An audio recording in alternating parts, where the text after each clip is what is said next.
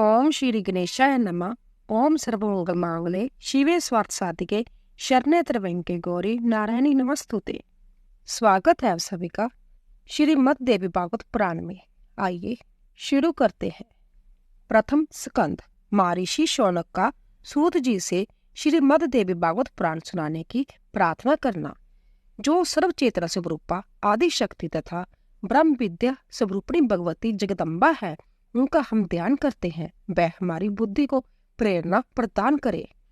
शौनक बोले, हे पुरुषों में श्रेष्ठ तथा भाग्यवान सूत जी, आप धन्य हैं, क्योंकि संसार में अत्यंत दुर्लभ पुराण संहिताओं का आपने बलिवंती अध्ययन किया है। हे पुण्य आत्मा, हे मानद, आपने कृष्ण प्यान व्यास चरित 18 पुराणों का सम्यक अध्ययन किया है, जो 5 लक्षणों से युक्त तथा गुण रहस्यों से संबित है और जिनका आपने सत्यावती पुत्र व्यास जी से ज्ञान प्राप्त किया है। हमारे पुण्य से ही आप इस उत्तम मुनियों के निवास योग्य दिव्य पुण्यप्रद तथा कली के दोषों से रहित क्षेत्र में पधारे हुए हैं। हे सूत जी, मुनियों का जय समुदाय परम पुण्यदायिनी पुराण संहिता का श्रवण करना चाहता है। अंत आप समाहित चित्त होकर हम लोगों से उसका वर्णन कीजिए। हे सर्वज्ञ, आप तीनों तापों देहिक देविक भौतिक से रहित होकर दृग्जीवी हो। हे महाभाग, ब्रह्मा प्रतिपादक देवी भागवत महापुराण का वर्णन करे। हे सूत जी, जो मनुष्य श्रवण इंद्रिय युक्त होते हुए भी केवल जीवा के स्वाद में ही लगे रहते हैं और पुराणों की कथाएं नहीं सुनते, वह निश्चित ही अभाग्य है। जैसे षंडरस के स्वाद से जीवा को आहाद होता है, वैसे ही विद्वजनों के वचनों से इंद्रियों को आनंद प्राप्त होता है। जब कर्णहीन सर्प भी मधुर ध्वनि सुनकर मोहित हो जाते हैं, तब भला कर्ण युक्त मानव यदि कथा नहीं सुनते तो उन्हें बधिर क्यों ना कहा जाए। अंत्य हे सौभ्य, समाहित चित्त होकर कथा सुनने की इच्छा से सभी द्विजगण कलिकाल के भय से पीड़ित हो इस नमिश्राय उपस्थित है। जिस किसी प्रकार से समय तो बीतता ही रहता है, किंतु मूर्खों का समय व्यर्थ दुर्व्यसनों में बीतता है और विद्वानों का समय शास्त्र चिंतन में जाता है। शास्त्र भी विचित्र प्रकार के तर्क वितर्क से युक्त है। पुराण 3 प्रकार के तथा शास्त्र विविध प्रकार के हैं, जो नानाविध वाद विवाद तथा छल प्रपंच से युक्त है और अहंकार तथा अमर्ष उत्पन्न करने वाले हैं। वह अनेक अर्थवाद तथा हेतुवाद से युक्त और बहुत विस्तार वाले हैं। उन शास्त्रों में वेदांत शास्त्र सात्विक, मीमांसा राजस तथा न्याय शास्त्र तामस कहा गया है, क्योंकि वह हेतुवाद से परिपूर्ण है। इसी प्रकार है सौम्य, आपके द्वारा कहे गए पुराण कथा भेद से 3 गुणों वाले तथा 5 लक्षणों वाले संबित है। आपने यह भी बताया है कि उन पुराणों में जय श्री मद देवी भागवत 5वां पुराण है, पवित्र है, वेद के समान है और सभी लक्षणों से युक्त है। उस समय आपने प्रसंगवश अत्यंत अद्भुत मुमुक्ष जनों के लिए मुक्तिप्रद मनोरथ पूर्ण करने वाले, धर्म में रुचि उत्पन्न करने वाले जिस पुराणों को संक्षेप में कहा था, उस उत्तम पुराणों को विस्तार पूर्वक कहिए।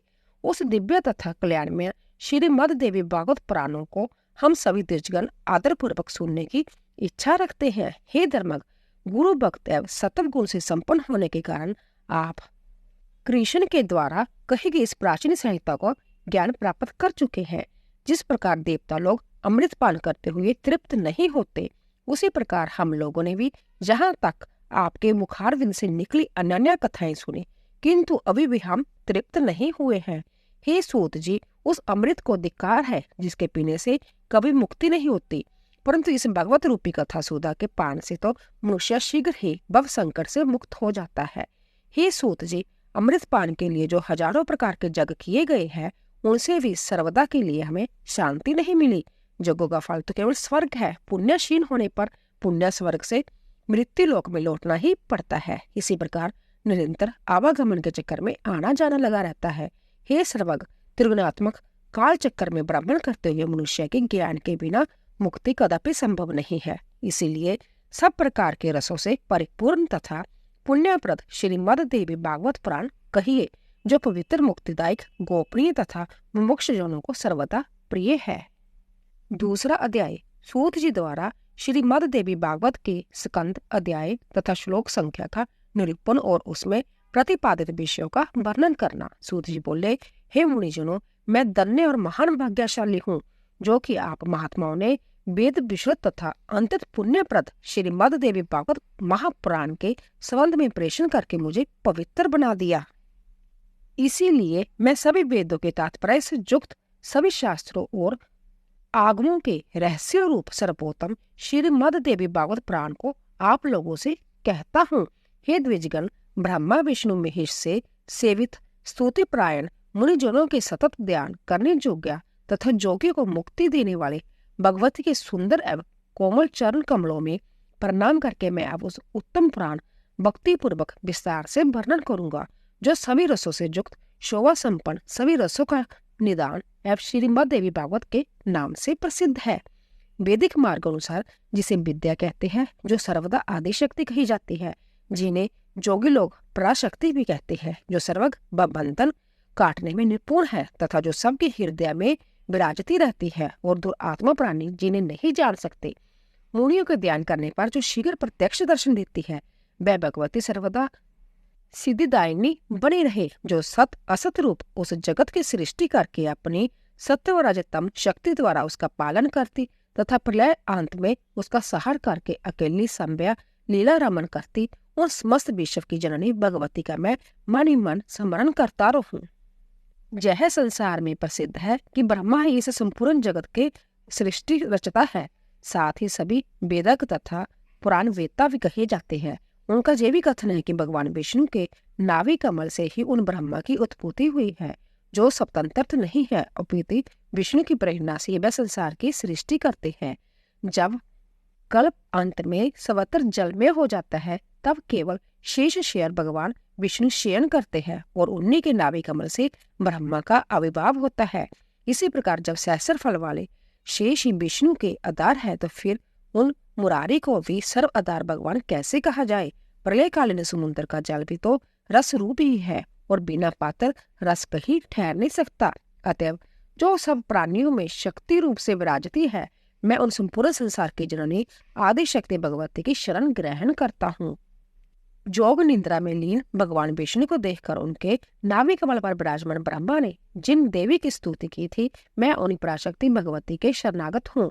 हे मुनिजनों, उन्हीं निगुण तथा सगुण रूप वाली तथा मुक्तिदायिनी जोग माया का ध्यान करके मैं जहाँ संपूर्ण देवी भागवत पुराण कह रहा हूँ, आप लोग सुनिए। जय श्री मद देवी भागवत नामक पुराण अंतर पवित्र एवं उत्तम है। इसमें 18,000 सुंदर श्लोक है और इस श्रीमद देवी भागवत पुराण में कल्याणकारी 12 स्कंद तथा कुल 318 अध्याय बताई गई है। उनमें प्रथम स्कंद में 20 अध्याय, द्वितीय में 12, तृतीय में 30 और चौथे में 25 अध्याय है। पंचम स्कंद में 35 अध्याय, छठ में 31, सप्तम में 40, अष्टम में तत्व संख्या के बराबर अर्थात 24, नवम में 50 और दशम स्कंद में 13 अध्याय मुनि व्यास जी ने कहे हैं।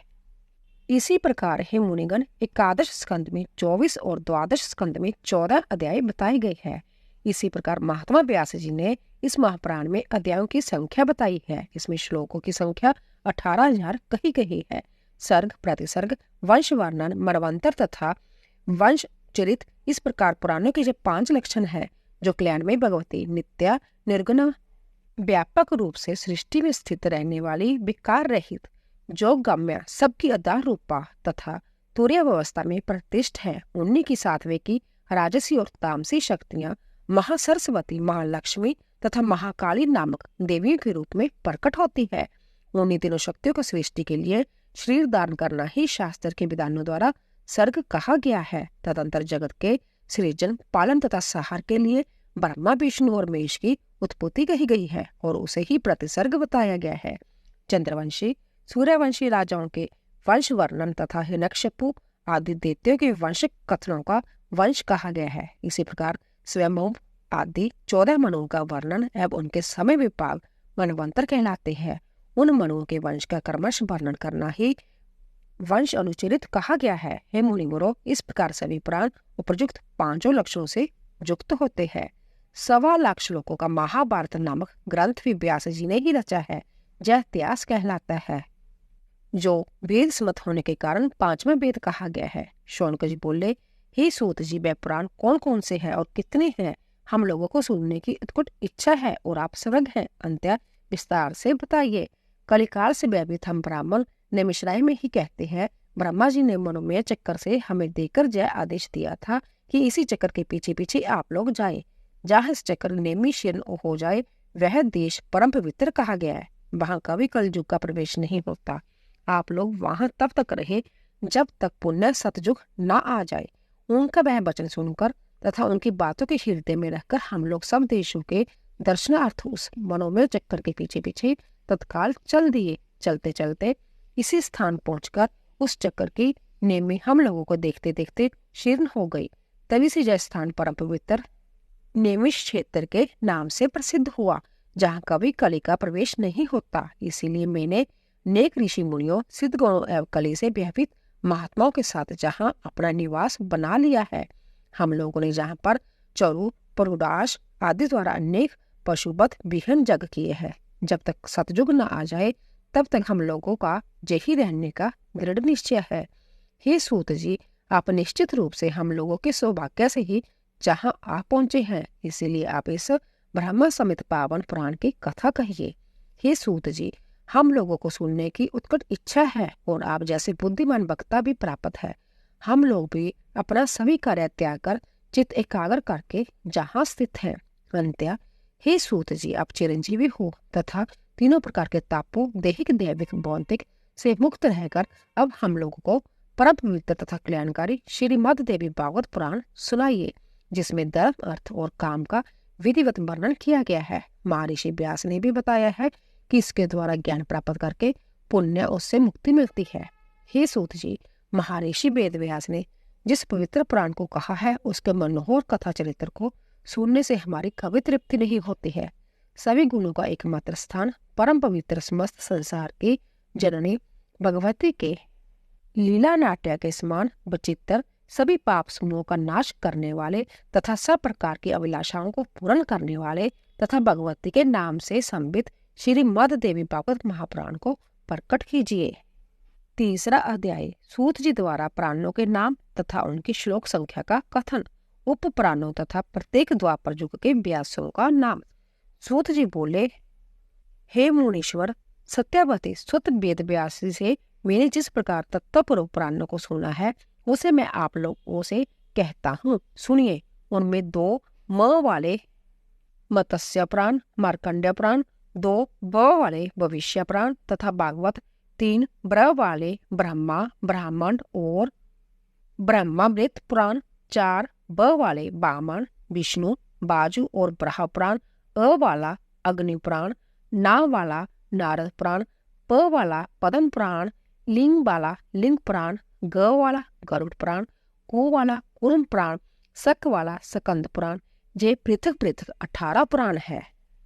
सत्यवतनीय वेद व्यास जी ने 18 पुराणों की रचना करने के बाद उन्हीं विषयों से विस्तार पूर्वक उस अतुलनीय महाभारत का प्रणयन किया। प्रत्येक द्वापर युग में भगवान वेद व्यास जी ही धर्म रक्षा पुराणों की यथाविधि रचना करते हैं।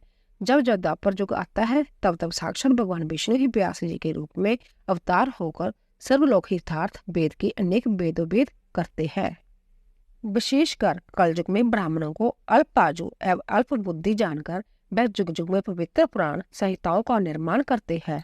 स्त्रियों, शूद्रों तथा वरिष्ठ जातियों वेद श्रवण अधिकार नहीं है, इसीलिए उनके कल्याण के लिए व्यास जी ने पुराणों की रचना की है। हे श्रेष्ठ मुनिगण, इस वेवस्वता नामक शुभ 7वें मनवंतर के 28वें द्वापर युग में परम धर्मनिष्ठ सत्यवती पुत्र मेरे गुरु श्री व्यास जी ने हुए और 29वें द्वापर में द्रोणी नाम के व्यास होंगे। इनके पूर्व भी 27 व्यास हो चुके हैं, जिन्होंने प्रत्येक युग में नेक पुराण संहिताएं रची है। ऋषियों ने कहा, हे महाभाग सूत जी, अब आप पूर्व काल में प्रत्येक द्वापर युग में अवतारित हुए और पुराण वक्ता व्यास की कथा कहिए। सूत जी बोले, सृष्टि के बाद सर्वप्रथम द्वापर युग में संभव ब्रह्मा जी ने ही व्यास के रूप में प्रकट होकर वेदों का विभाजन किया। दूसरे द्वापर में प्रजापति व्यास बने, तीसरे द्वापर में शुक्राचार्य, चौथे द्वापर में बृहस्पति, 5वें में सूर्य तथा 6ठे में जमराज ही साक्षात व्यास बने थे। 7वें द्वापर में इंद्र, 8वें में वशिष्ठ मुनि, 9वें में सरसवत और 10वें में द्वापर में त्रिदामाजी व्यास बने। 11वें में त्रिविश, 12वें में वर्ध मुनि जी, 13वें में अंतरिक्ष और 14वें में द्वापर में धर्मराज संभव व्यास बने। 15वें द्वापर में त्रियारुणी, 16वें में धनंजय, 17वें में मेधातिथि तथा 18वें में द्वापर में वर्ती मुनि व्यास हुए। 79वें में अत्रि, 20वें में गौतम और 21वें द्वापर में हरियात्मा उत्तम नामक व्यास कहे गए हैं। 22वें में बाजश्रवा बैन, 23वें में अमिष्मान सोम, 24वें में तिरम्बिंदु तथा 25वें द्वापर में भार्गव व्यास हुए। 26वें में शक्ति, 27वें में जातुकर्या और 28वें द्वापर में कृष्णद्वैपायन जी व्यास हुए। इसी प्रकार 28 व्यासों के नाम जैसे मैंने सुना था वैसे बता दिया है। इन्हीं कृष्णद्वैपायन व्यास जी के द्वारा कहे गए श्रीमद् देवी भागवत पुराण को मैंने जो सुना था, जो पुण्यप्रद सब प्रकार के दुखों का नाश करने वाला, सब प्रकार के मनोरथ पूर्ण करने वाला, मोक्षदाता, वैदिक भावों से ओतप्रोत तथा सभी आत्माओं के रसों से परिपूर्ण, अंतत मनोहर एवं मोक्षजनों को सदा प्रिय लगने वाला है, जिस अंतत पवित्र पुराणों को रचकर व्यास जी ने अग्नि के गर्भ से उत्पन्न हुए विद्वान महात्मा एवं विरक्त अपने पुत्र सुखदेव जी को पढ़ाया था। हे मुनिवृत्त, उस रहस्यमय महापुराण श्रीमद् देवी भागवत को मैंने भी करुणा सागर अपने गुरु व्यास जी के मुख से संपूर्ण रूप से सुना तथा उनकी कृपा से उसे हृदयगम कर लिया है। जिस समय उज्जोजन एवं अपूर्व बुद्धिमान अपने पुत्र सुखदेव जी के प्रेषण करने पर व्यास जी ने रहस्य युक्त इस पुराण को सुनाया, उस समय मैंने भी एक साधारण श्रोता के रूप में इस महान प्रभाव श्रीमद् देवी भागवत महापुराण को सुन लिया। हे सर्वश्रेष्ठ मुनिजन, श्रीमद् देवी भागवत रूपी इस कल्प वृक्ष के फल के स्वाद के प्रति आदर बुद्धि रखने वाले तथा पार संसार सागर से पार पाने के लिए श्री सुखदेव जी ने अनेक प्रकार की सुंदर एवं रहस्यमयी कथाओं से युक्त जिस अद्भुत महापुराण को विधिवत अपने कर्णपुट से प्रेम पूर्वक सुना है, उसे श्रवण करने भी जो कलिकाल के बेर से मुक्त ना हुआ, भला ऐसा प्राणी इस भूतलपुर कौन होगा। वैदिक धर्म से रहित तथा निष्कृष्ट विचार रखने वाला बड़े से बड़ा पापी मनुष्य भी यदि किसी बहाने इस उत्तम श्रीमद् देवी भागवत पुराण को श्रवण कर लेता है, तो वह भी निश्चय ही समस्त सांसारिक सुखों को भोगकर अंत में जोगी जनों के द्वारा प्राप्त करने योग्य भगवती के नाम से चित मनोरम तथा अचल पद को प्राप्त कर लेता है। जो प्राणी इस श्रीमद् देवी भागवत पुराण को प्रतिदिन प्रेम से सुनता है, उसकी हृदय रूपी गुहा में विष्णु, शिव आदि देवताओं के लिए भी दुर्लभ सर्वश्रेष्ठ विद्यारूपिणी सज्जनों की एकमात्र प्रिया गुणतीता एवं समाधि द्वारा जानने योग्य वह भगवती निवास करने लगती है। अंत्या सर्वांग सुंदर इस मानव को तन को पाकर संसार सागर के अगाध सलील से पार होने के लिए जलजान के समान परम सुखदायी श्रीमद् देवी भागवत पुराण एवं उसके वक्ता को प्राप्त करके भी जो मूर्ख इसका श्रवण नहीं करता, वह विधाता द्वारा वंचित ही कहा जाएगा। इस दुर्लभ मनुष्य देह में दोनों कानों को प्राप्त करके भी जो संसारिक मनुष्य केवल दूसरों के दुर्गुणों को ही सुना करता है, वह अदम मंद बुद्धि चारों उत्तम पदार्थों को देने वाले तथा सब रसों से परिपूर्ण इस निर्मल पुराण को भूतल पर क्यों नहीं सुनता। इसी तरह तीसरा अध्याय पूरा हुआ। बोले माता रानी की जय। श्रीमद् देवी भागवत पुराण की कथा सुनने वाले सभी भक्तजनों का धन्यवाद।